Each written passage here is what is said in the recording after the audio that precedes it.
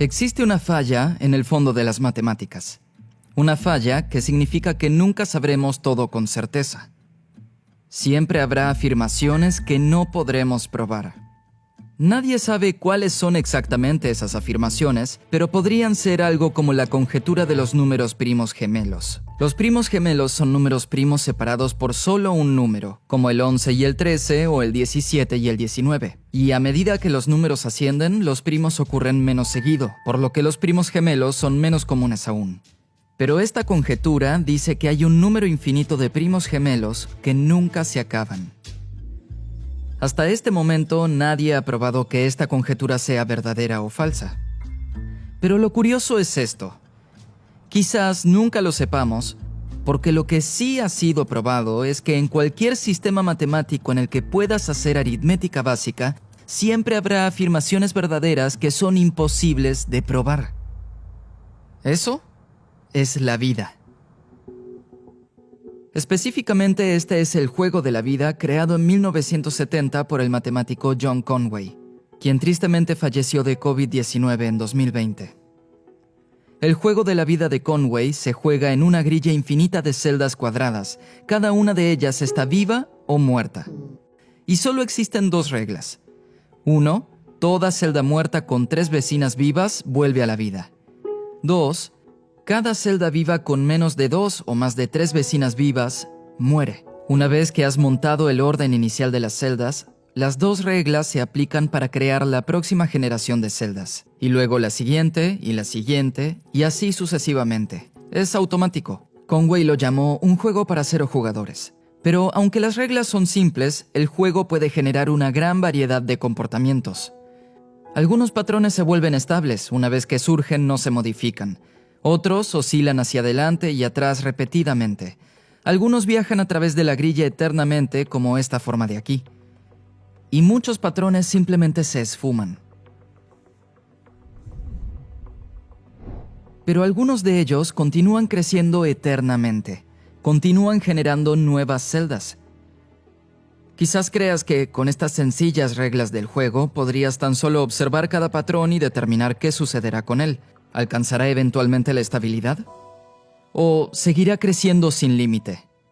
Pero lo que sucede es que estas preguntas son imposibles de responder. El destino último de un patrón en el juego de la vida de Conway es indecidible. Quiere decir que no existe un algoritmo posible que garantice responder esas preguntas en una cantidad de tiempo finita. Claro que podrías dejar desarrollarse a ese patrón y ver qué sucede, ya que las reglas del juego son una clase de algoritmo después de todo. Pero eso tampoco te garantiza una respuesta, y aunque lo dejes desarrollarse por 1 millón de generaciones, no serás capaz de determinar si durará eternamente o tan solo 2 millones de generaciones, o 1 millón de millones, o un Googleplex. ¿Hay algo especial acerca del juego de la vida que hace que sea indecidible? No. De hecho, existe una enorme cantidad de sistemas que son indecidibles. Los mosaicos de Wang, la física cuántica, los sistemas de tickets de las aerolíneas e incluso el juego Magic the Gathering. Para comprender cómo es que la indecidibilidad aparece en todos estos sitios, debemos viajar 150 años al pasado, a un momento revolucionario para las matemáticas. En 1874, el matemático alemán Georg Cantor publicó un artículo que impulsó una nueva rama de las matemáticas, la teoría de los conjuntos. Un conjunto es simplemente una colección bien definida de objetos. Los 2 zapatos en tus pies son un conjunto, como también todos los planetarios del mundo son un conjunto. Hay un conjunto vacío y un conjunto con todo en él.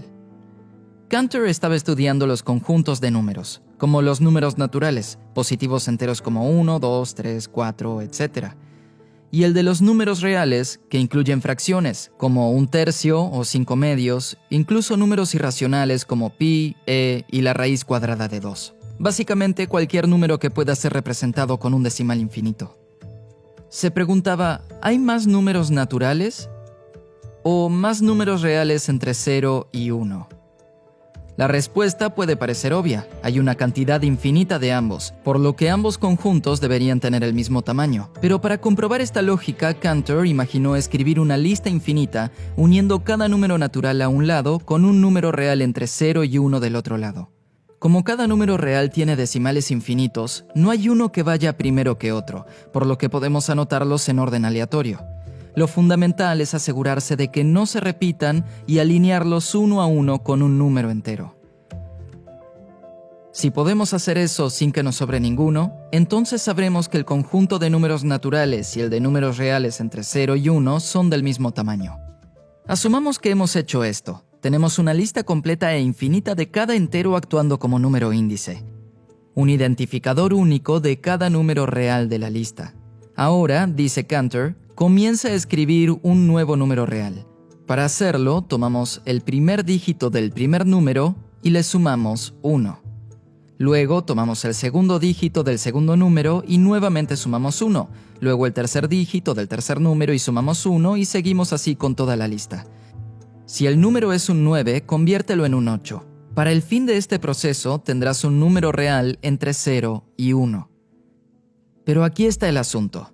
Este número no aparecerá en ningún lugar de la lista. Es diferente del primer número en el primer dígito decimal, del segundo en el segundo dígito decimal, y así consecutivamente. Tiene que ser diferente de cada uno de los números de la lista en al menos un decimal, el número en esta diagonal.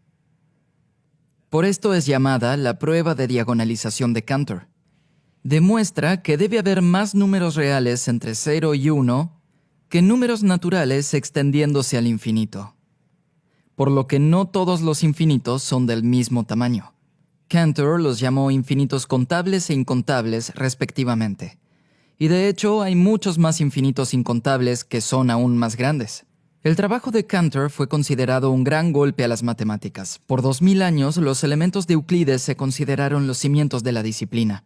Pero a comienzos del siglo XIX, Lobachevsky y Gauss descubrieron las geometrías no euclidianas, lo que lanzó a los matemáticos a examinar más atentamente los cimientos de sus disciplinas. Y no les gustó lo que encontraron. La idea de un límite en el centro del cálculo resultó estar pobremente definida. Y ahora Cantor estaba probando que el infinito mismo era mucho más complejo de lo que imaginaron. Entre toda esta conmoción, la matemática se fracturó y se desató un enorme debate entre los matemáticos a fines del siglo XIX. De un lado se hallaban los intuicionistas, quienes creían que el trabajo de Cantor no tenía sentido. Estaban convencidos de que la matemática era una creación pura de la mente humana y que los infinitos como los de Cantor no eran reales. Henri Poincaré dijo que las futuras generaciones determinarían que la teoría de los conjuntos era una enfermedad de la que se habrían recuperado. Leopold Kronecker llamó a Cantor un científico charlatán y un corruptor de la juventud, y trabajó para que Cantor no consiguiera un empleo que quería. En el bando opuesto estaban los formalistas. Ellos creían que las matemáticas podían ser colocadas sobre cimientos lógicos y seguros a través de la teoría de los conjuntos. El líder informal de los formalistas era el matemático alemán David Hilbert. Hilbert era una leyenda viva, un matemático muy influyente que había trabajado en casi todas las áreas de la matemática. Casi publica antes que Einstein acerca de la relatividad general. Desarrolló conceptos nuevos en las matemáticas que fueron cruciales para la mecánica cuántica y sabía que el trabajo de Cantor era brillante. Hilbert estaba convencido de que un sistema más formal y riguroso de pruebas, basadas en la teoría de los conjuntos, podría resolver todos los problemas que habían surgido en la matemática en aquel siglo. Y la mayoría de los matemáticos acordaba con él. Nadie nos expulsará del paraíso que Cantor ha creado, declaró Hilbert. Pero en 1901, Bertrand Russell señaló un serio problema en la teoría de los conjuntos. Él sabía que si los conjuntos podían contener cualquier cosa, también podrían contener otros conjuntos o incluso a sí mismos. Por ejemplo, el conjunto de todos los conjuntos debe contenerse a sí mismo, así como el conjunto de conjuntos con más de 5 elementos. Podríamos incluso hablar del conjunto de conjuntos que se contienen a sí mismos. Pero esto nos lleva directamente a un problema. ¿Qué sucede con R, el conjunto de todos los conjuntos que no se contienen a sí mismos? Si R no se contiene a sí mismo, entonces deberá contenerse a sí mismo. Pero si R sí se contiene a sí mismo, entonces por definición no deberá contenerse a sí mismo. Entonces R se contiene a sí mismo si y solo si no se contiene a sí mismo. Russell había encontrado otra paradoja de autorreferencia, que luego le explicaría utilizando una analogía un tanto peluda. Imaginemos un pueblo enteramente poblado por hombres adultos con una extraña ley en contra de las barbas.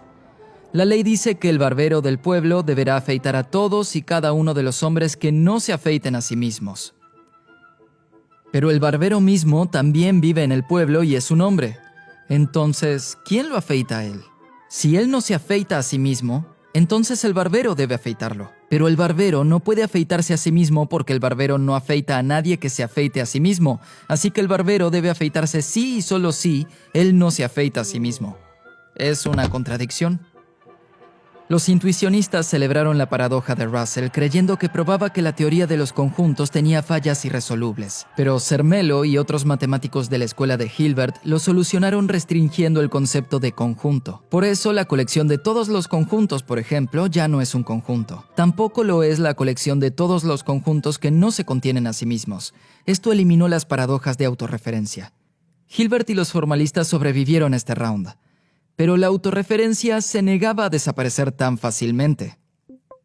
Viajemos a la década de 1960, cuando el matemático Hao Wang se hallaba estudiando mosaicos cuadrados con diferentes colores en cada lado. Las reglas eran que los bordes en contacto deben ser del mismo color y no puedes rotar o invertir las piezas, solo deslizarlas. La pregunta era, si te dan un conjunto arbitrario de estos mosaicos, ¿puedes determinar si cubrirán un plano? Es decir, ¿pueden conectarse sin huecos y cubrir un plano infinito? La respuesta es que no puedes determinar a partir de un conjunto arbitrario de mosaicos si cubrirán el plano o no. El problema es indecidible, justo como el destino de un patrón en el juego de la vida de Conway. De hecho, es exactamente el mismo problema. Y ese problema, en última instancia, proviene de la autorreferencia, como Hilbert y los formalistas estaban a punto de descubrir. Hilbert quería asegurar los cimientos de las matemáticas desarrollando un nuevo sistema para las pruebas. Los sistemas de pruebas eran una idea anticuada, originaria de la antigua Grecia. Un sistema de prueba comienza con un axioma, una afirmación básica que es asumida como cierta, como que una línea recta puede ser dibujada entre dos puntos. Las pruebas se construyen desde esos axiomas usando reglas de inferencia, métodos para usar afirmaciones existentes y derivar en nuevas afirmaciones que se utilizan para preservar la verdad. Las afirmaciones existentes son verdaderas, por eso también lo son las nuevas. Hilbert quería un sistema formal de pruebas, un idioma simbólico lógico con un conjunto rígido de reglas para manipular esos símbolos. Así las afirmaciones lógicas y matemáticas podrían ser traducidas a este sistema. Si dejas caer un libro y este cae, sería A implica B. Y ningún humano es inmortal sería expresado así. Hilbert y los formalistas querían expresar los axiomas de las matemáticas como afirmaciones simbólicas en un sistema formal y establecer las reglas de inferencia como las reglas del sistema para manipular los símbolos. Así, Russell, junto a Alfred North Whitehead, desarrolló un sistema formal como este en los 3 volúmenes de Principia Mathematica publicados en 1913. Principia Mathematica es extenso. Son unas 2000 páginas de densos apuntes matemáticos. Le toma 762 páginas solo arribar a una prueba completa de que 1 más 1 es igual a 2. Momento en el cual Russell y Whitehead irónicamente señalan que esta proposición es ocasionalmente útil. Los autores habían planeado un 4º volumen, pero como era de esperar, estaban demasiado agotados como para terminarlo. Los apuntes, sí, son densos y extenuantes, pero también son exactos. A diferencia de los lenguajes ordinarios, no deja espacio para que errores o lógicas confusas se entremezclen. Y fundamentalmente, te permite probar propiedades del sistema formal en sí mismo. Existían 3 grandes preguntas que Hilbert quería responder sobre las matemáticas. Número 1, ¿es la matemática completa? Es decir, ¿hay alguna forma de probar toda afirmación verdadera? ¿Todas las afirmaciones verdaderas tienen sus pruebas? Número 2, ¿son las matemáticas consistentes? Es decir, ¿es libre de contradicciones? Si puedes simultáneamente probar A y probar que A no es tal, entonces eso es un problema porque puedes probar cualquier cosa. Y número 3, ¿es la matemática decidible? Es decir, ¿existe un algoritmo que pueda siempre determinar si una afirmación se desprende de axiomas? Hilbert estaba convencido de que la respuesta a las 3 preguntas era sí. En una gran conferencia en 1930, Hilbert dio un encendido discurso acerca de estas preguntas. Lo finalizó con una frase que resumía su sueño formalista. En oposición al iluso ignorabimus, que quiere decir no sabremos, nuestro eslogan será debemos saber, sabremos. Estas palabras están literalmente en su tumba. Pero para cuando Hilbert dio este discurso, su sueño ya estaba derrumbándose. Justo el día anterior, en una reunión en la misma conferencia, un lógico de 24 años llamado Kurt Gödel explicaba que había encontrado la respuesta a la primera de las preguntas, referida a la completitud. Y la respuesta era no. Un sistema formal completo de la matemática era imposible. El único que le prestó atención fue John von Neumann, previamente estudiante de Hilbert, quien lo apartó a Gödel para hacerle preguntas. Pero al año siguiente, Gödel publicó una prueba de su teorema de la incompletitud, y esta vez todos, incluyendo a Hilbert, le prestaron atención.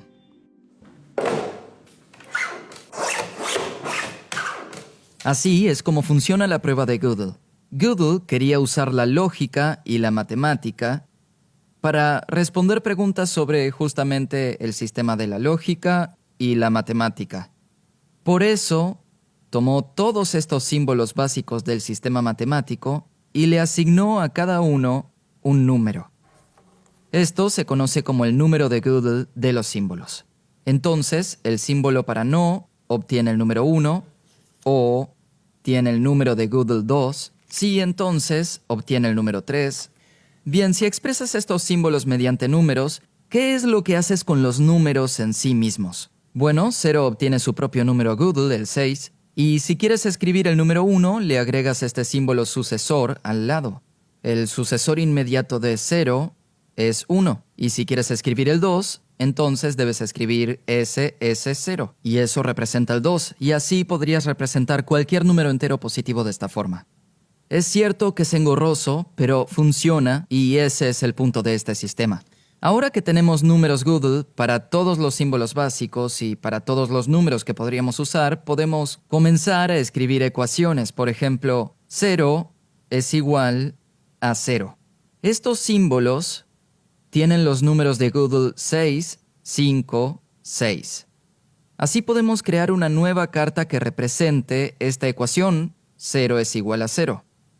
Y la forma de hacerlo es tomando los números primos, comenzando desde el 2, y elevamos cada uno a la potencia del número Gödel del símbolo en nuestra ecuación. Obtenemos así 2 a la sexta potencia por 3 a la quinta por 5 a la sexta. Esto equivale a 243 millones. Entonces, 243 millones es el número de Gödel que equivale a la ecuación 0 es igual a 0. Podemos anotar números de Gödel para cada conjunto de símbolos que puedan imaginar. Esto realmente es un mazo de cartas infinito, en el cual cualquier conjunto de símbolos que quieras anotar en una secuencia se puede representar con un número de Gödel único. Y la belleza del número Gödel es que puedes hacer una factorización con números primos y averiguar exactamente qué símbolos componen esta carta. En todo este mazo de cartas habrá afirmaciones verdaderas y afirmaciones falsas. ¿Cómo haces para probar que algo es verdadero? Bien, necesitas apelar a los axiomas.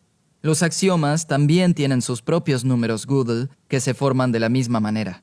Aquí tenemos un axioma que dice: no, el sucesor de cualquier número x es igual a 0.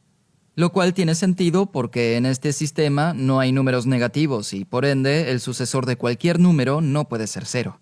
Entonces colocamos este axioma y luego podemos sustituir x por 0, diciendo que 1 no es igual a 0, y hemos creado una prueba que es la más simple que se me ocurre, que muestra que 1 no es igual a 0.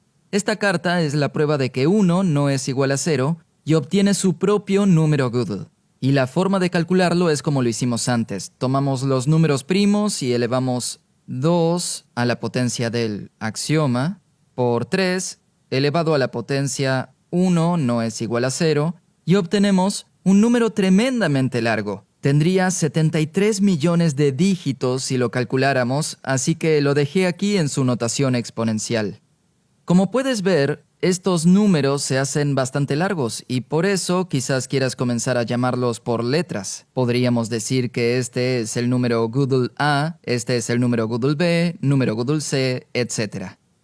Gödel se toma todo este trabajo para hallar esta carta, que dice que no hay prueba para la afirmación con el número Gödel G. El truco es que el número Gödel de esta carta es G. Entonces esta afirmación en realidad está diciendo que esta carta es indemostrable, no hay prueba alguna en nuestro mazo infinito para esta carta. Piénsalo, si es falso y hay una prueba, lo que acabas de probar es que no hay pruebas. Estás estancado en una contradicción.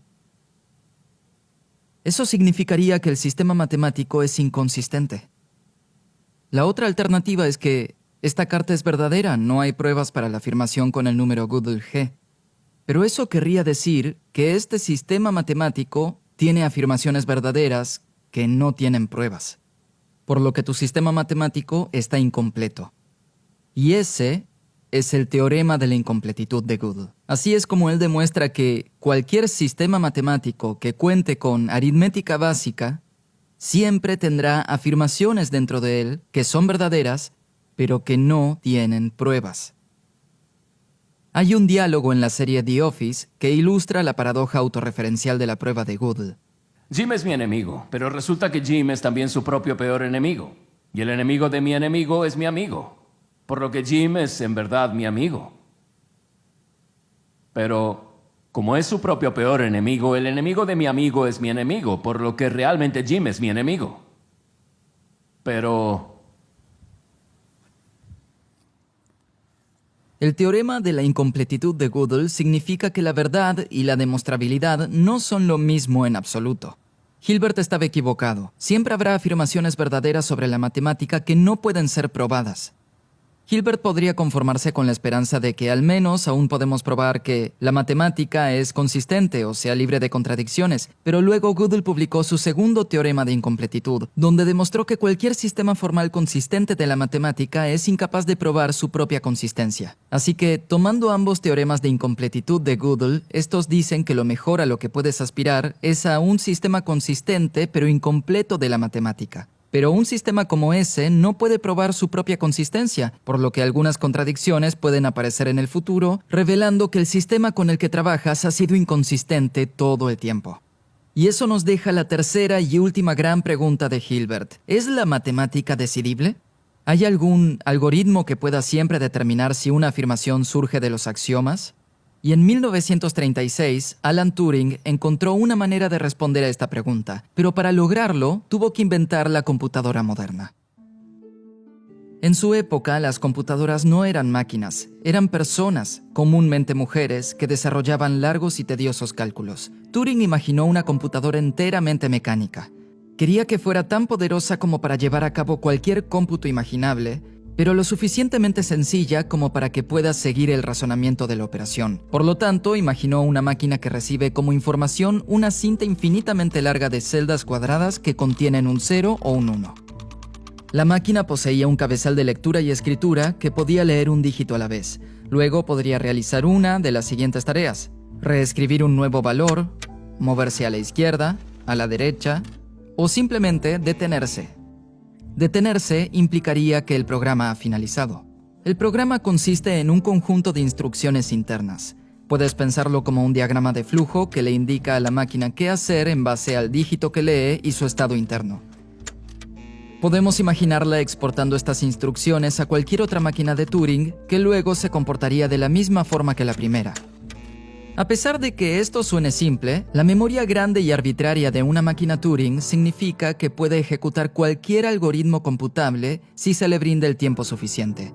De la suma a la resta, hasta el algoritmo completo de YouTube. Puede hacer lo mismo que cualquier computadora moderna. Por eso la máquina de Turing fue tan útil para responder la pregunta de Hilbert acerca de la decidibilidad. Cuando una máquina Turing se detiene, el programa ha terminado de correr y la cinta es el resultado. Pero a veces una máquina Turing nunca se detiene. Quizás se trabe en un bucle infinito. ¿Es posible predecir antes de que suceda si se detendrá o no a partir de una información determinada? Turing notó que el problema sobre la detención era similar al problema de lo indecidible. Si encontrase una manera de averiguar si una máquina Turing se detendría, también podría decidir si una afirmación se deduce de los axiomas. Por ejemplo, podrías resolver la conjetura de los primos gemelos escribiendo un programa que comience con el axioma y construya todos los teoremas que se producirían en un solo paso usando las reglas de inferencia. Luego construiría todos los teoremas que se podrían producir en un solo paso y así sucesivamente. Cada vez que genere un nuevo teorema, verifica si es la conjetura de los primos gemelos. Y si lo es, se detendría. Y si no lo es, nunca se detendría. Así que si se pudiese resolver el problema de la detención, podrías resolver la conjetura de los primos gemelos y toda pregunta sin responder. Entonces, Turing propuso asumir que podemos hacer una máquina H que puede determinar si cualquier máquina Turing se detendría o no a partir de cierta información. Insertas el programa, introduces la información y H simula lo que sucederá. Imprimirá ya sea se detiene o nunca se detiene. Por ahora, no nos preocupamos acerca de cómo funciona H. Solo sabemos que siempre funciona y siempre da la respuesta correcta. Podemos modificar la máquina H al sumarle componentes adicionales. Uno es que si recibe el resultado se detiene, inmediatamente ingresa en un bucle infinito. Otro, que si recibe nunca se detiene, inmediatamente se detiene. Podemos llamar a esta nueva máquina H+, y podemos exportar el programa para toda esa máquina. Ahora bien, ¿qué sucede si le damos a esta máquina su propio código tanto como un programa y como una entrada de información?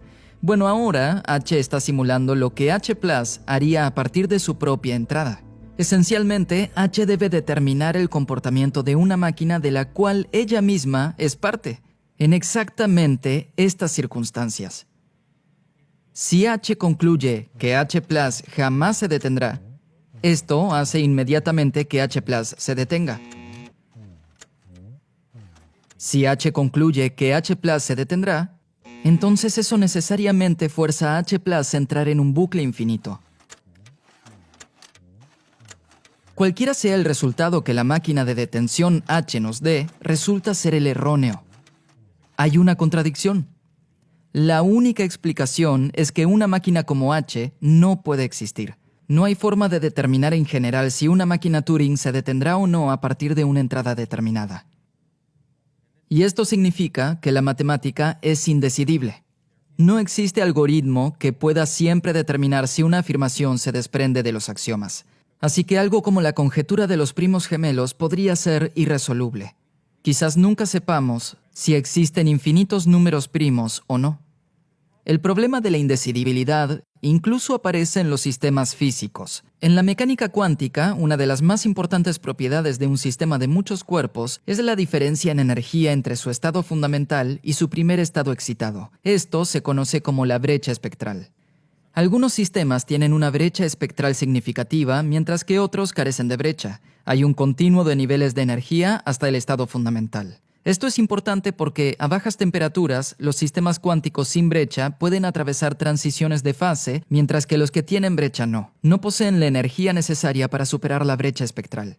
Pero averiguar si un sistema posee una brecha o no es algo hace tiempo sabidamente dificultoso. Recién en el último tiempo, en 2015, los matemáticos probaron que, en general, la cuestión de la brecha espectral es indecidible.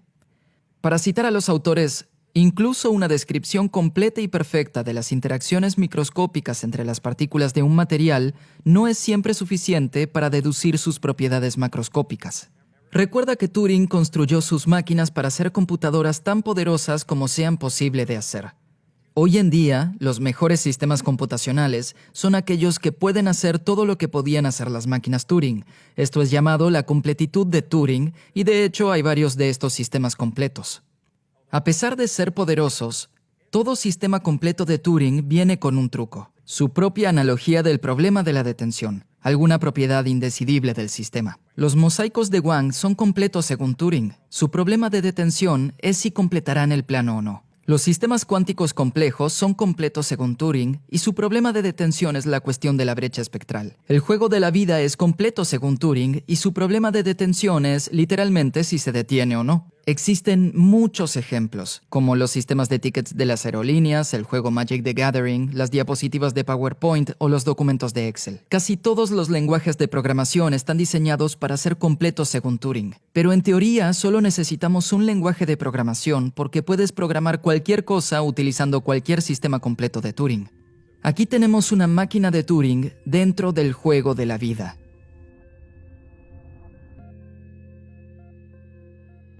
Y como el juego de la vida es en sí mismo completo en términos de Turing, debería ser capaz de simularse a sí mismo, y de hecho, lo es.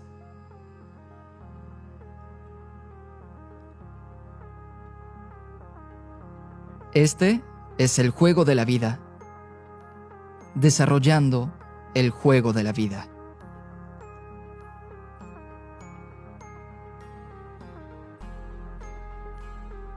El verdadero legado del sueño de David Hilbert son todos nuestros dispositivos computacionales. Kurt Gödel sufrió episodios de inestabilidad mental durante el resto de su vida, convencido de que había gente intentando envenenarlo. Se negó a alimentarse, hasta finalmente morir de hambre. Hilbert falleció en 1943. Su epitafio fue su frase de 1930, «Debemos saber, sabremos». La verdad es que no sabemos. A veces no podemos saber. Pero en el intento de averiguarlo, podemos descubrir cosas nuevas, cosas que cambian el mundo. Alan Turing empleó sus ideas sobre computación en la Segunda Guerra Mundial, liderando al equipo que construyó verdaderas máquinas de calcular para descifrar códigos nazis. Según una estimación, la inteligencia que Turing y sus colegas obtuvieron de mensajes descifrados acortó la guerra de 2 a 4 años. Después de la guerra, Turing y John von Neumann diseñaron la primera computadora electrónica programable real, ENIAC, que se basó en los diseños de Turing. Pero Turing no vivió para ver sus ideas desarrollarse mucho más. En 1952, el gobierno británico lo condenó por conducta indecente al enterarse que era gay. Se le quitó su autorización de seguridad y se lo forzó a inyectarse hormonas. En 1954 decidió suicidarse. Turing cambió el mundo. Es considerado como la figura fundadora más importante de la ciencia computacional. Todas las computadoras modernas descienden de sus diseños. Pero sus ideas sobre la computabilidad aparecieron gracias a su concepto de la máquina Turing, que a su vez vino al considerar la pregunta de Hilbert acerca de la indecidibilidad de la matemática. Por lo que las máquinas para descifrar códigos de Turing y en efecto todas las computadoras modernas provienen de las extrañas paradojas que surgen de la autorreferencia. Hay una falla en el fondo de las matemáticas, una falla que significa que nunca sabremos todo con certeza. Siempre habrá afirmaciones verdaderas que no pueden ser probadas. Y quizás creas que la comprensión de esto conduciría a los matemáticos a la locura y a la desintegración de la iniciativa matemática. Pero sin embargo, considerar este problema transformó el concepto del infinito. Cambió el rumbo de una guerra mundial y nos guió directamente a la invención del dispositivo en el que estás viendo este video.